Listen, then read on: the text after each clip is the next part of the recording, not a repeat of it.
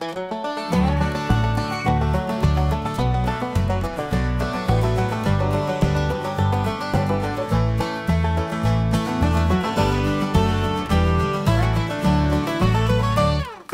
Kita punya kopi dari Sabang sampai Merauke, Bu. Itu menjadi uniqueness kita sebetulnya. Tapi kalau untuk Arabica, itu terbesar di Gayo, di daerah saya itu.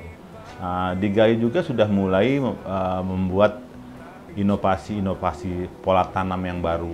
Karena tadi mungkin varietas atau belum ada penemuan yang cocok untuk iklim seperti sekarang. Tapi kita sudah mulai mengadakan langkah-langkah inovasi untuk menaikkan produktivitas itu. Salah satunya mulai ada sistem tanam pagar, Bu. Jadi tanamnya rapat-rapat gitu. Nah, kalau dulu kan dia 4, 2 meter, 2 meter, 2 meter. Nah, kalau sekarang mulai tanam rapat semua. Nah, tetapi pasti ada kendala. Tanahnya siap nggak untuk memberikan nutrisi kepada pohon kopi.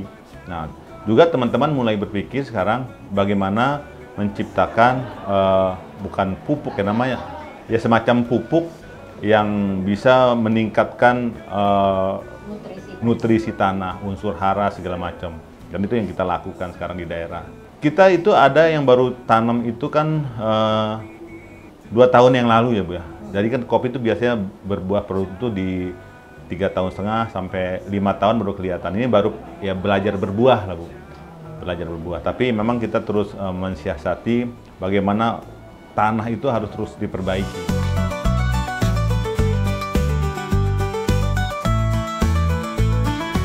Bisa. Jadi industri kopi itu cukup luas. Sebetulnya kita bisa juga tidak main di kopinya. Tapi kan bisa kopi, kalaupun nanti kopi tidak berbuah, tapi pohonnya masih ada, kan bisa menjadi tujuan pariwisata juga bisa. Bahwa orang-orang bisa melihat pohon kopi walaupun kopi tidak berbuah. Bisa berubah menjadi pariwisata kopi. Itu yang pertama. Yang kedua, kopi juga bisa menjadi pengganti pohon hutan sebetulnya, Bu. Nah, kalau kopi ditanam semakin banyak ya pengganti pohon hutan juga ya. Kembali jadi bagaimana memperbaiki alam juga dengan menanam kopi terus. Nikmati saja alurnya. Dulu saya pernah didatangi teman-teman dari luar. Kalau kita kan kopi baru dikonsumsi, Bu. Kopi itu yang sebetulnya yang kebutuhannya kan kafein. Nah, di teman-teman luar sudah mulai membuat bahwa kopi itu juga menjadi sumber kafein yang organik untuk minuman energy drink lah, itu untuk kesehatan segala macam. Nah, kalau di kita masih diminum sih, Bu.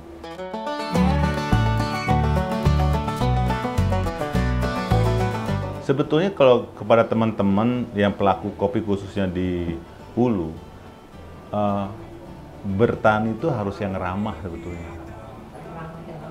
Ya seperti tadi jangan terlalu eksploitasi, kan banyak sekarang orang membuat inovasi-inovasi bagaimana produktivitasnya tinggi, gitu.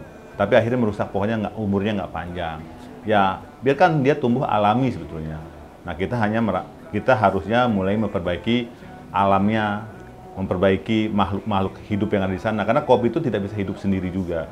Dia harus bersentuhan dengan tadi pohon-pohon yang lain, dengan makhluk-makhluknya seperti burung, ya ulat-ulat.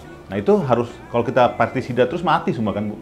Nah, jadi harusnya kita kembali konsep pertanian organik.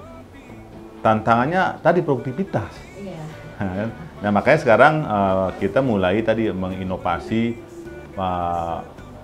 varietas-varietas kopi yang cocok dengan iklim sekarang. Ya, tadi mudah-mudahan sih para peneliti menemukan itu. Dari sang